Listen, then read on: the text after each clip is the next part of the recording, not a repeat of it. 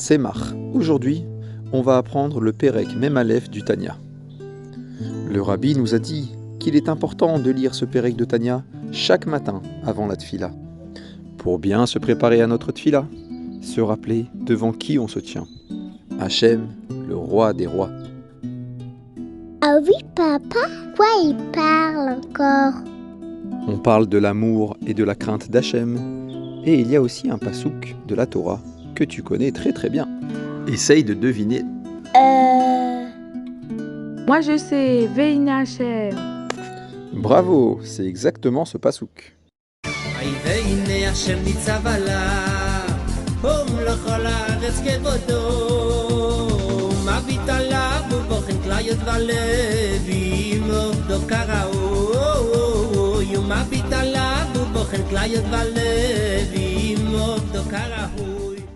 Hachem est toujours là. Il se tient au-dessus de nous et avec nous. Il regarde tous nos faits et gestes. Il regarde ce qu'on fait et comment on le fait. Donc Hachem il nous voit tout le temps en fait. Cela fait un peu peur, non? Comme si on était surveillé 24 heures sur 24. Mais non mon fils, Hachem veut que notre bien. Et s'il regarde, c'est pour voir justement comment on arrive à exploiter tout ce dont il nous a donné.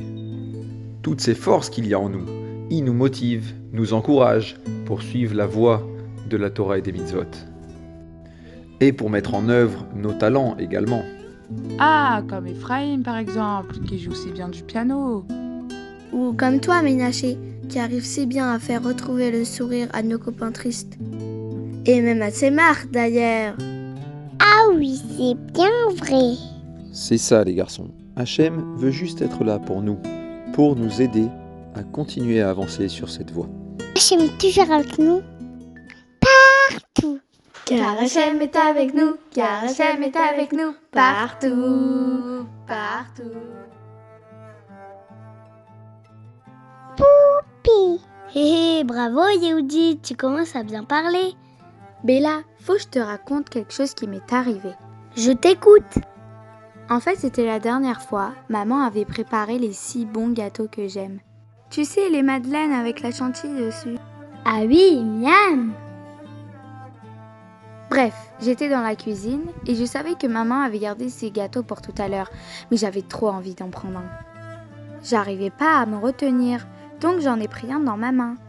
Et juste au moment où j'allais faire la bracha, j'ai entendu une conversation dans le salon. Papa était en train d'expliquer quelque chose à nos frères. Je me suis donc approchée pour bien écouter.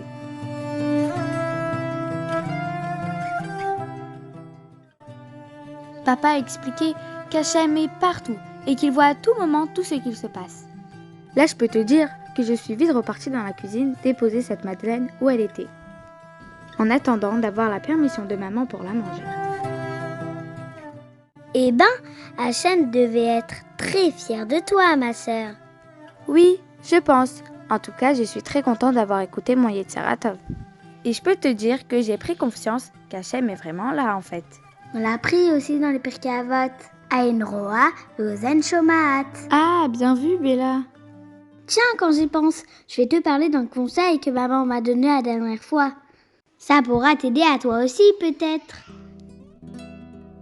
J'étais en train d'aider maman à étendre du linge. On discutait tranquillement et je lui ai raconté que j'étais contrariée car j'avais eu un petit souci avec mon amie. Ah bon, ma fille? Et quel est ce souci? C'est ma copine Myriam. Parfois elle peut être Tellement? Enfin, je vais pas dire de la shonara. Mais franchement, comment savoir quoi répondre? Je ne veux pas lui faire de peine. Et en même temps, je voudrais lui expliquer le problème. Comment savoir quoi répondre d'après les lois de la Torah? Bella, tout d'abord, je veux te féliciter. Que tu essayes de répondre comme il faut, d'après la Torah. Et je te conseille de te poser une seule question. Ah bon, maman? Une question? Laquelle? Comment Hachem aurait voulu que je réagisse à ce moment-là? Qu'est-ce que Hachem attend de moi exactement?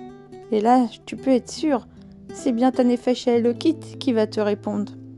Car en réalité, on veut tous bien faire et écouter les commandements d'Hachem. Oh, merci maman. C'est un super conseil que tu m'as donné là. Je pourrai ainsi discuter avec mes copines sans leur faire de peine et en respectant la mitzvah de Avat Israël. Avec plaisir, ma fille. Amen.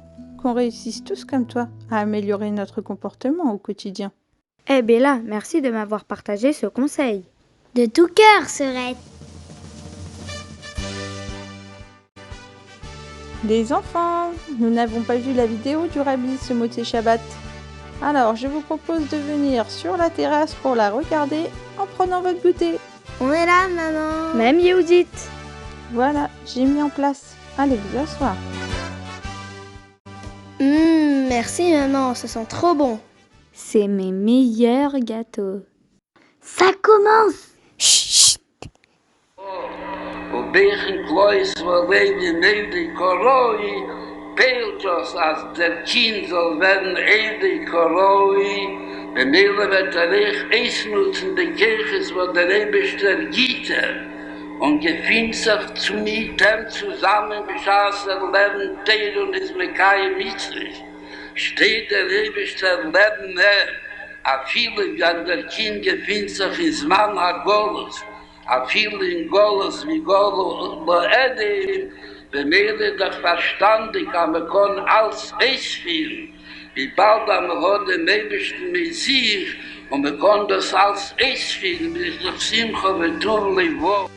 Et donc, ça rejoint parfaitement ce que nous a expliqué tout à l'heure papa. Ah oui, t'as raison. Le pasuk Veine qui est écrit dans le Pérec Memalev du Tanya. D'ailleurs, vous savez bien qui a écrit le Tanya. Bien sûr. L'amour à Zaken, évidemment.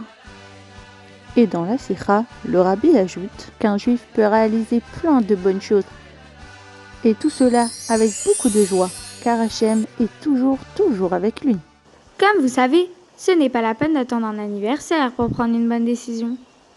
Je prends sur moi dès aujourd'hui de dire le Pérec Memalev du Tanya avant la tfila tous les matins. Bravo, très belle décision.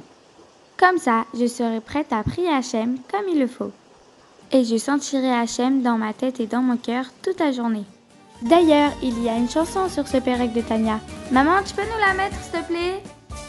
צריך להיות לזיכרון תמיד ראשית העבודה ועיקרה ושורשה והוא כי אף שהעירה היא שורש לסומרם והאהבה לבעשה טוב אף על פי כן הנה השם ניצב עליו ומלוא כל הארץ כבודו ומביט עליו ובוחן כליות בלב עם עובדו כראוי ועל כן צריך לעבוד לפניו באימה וביראה כעומד לפני המלך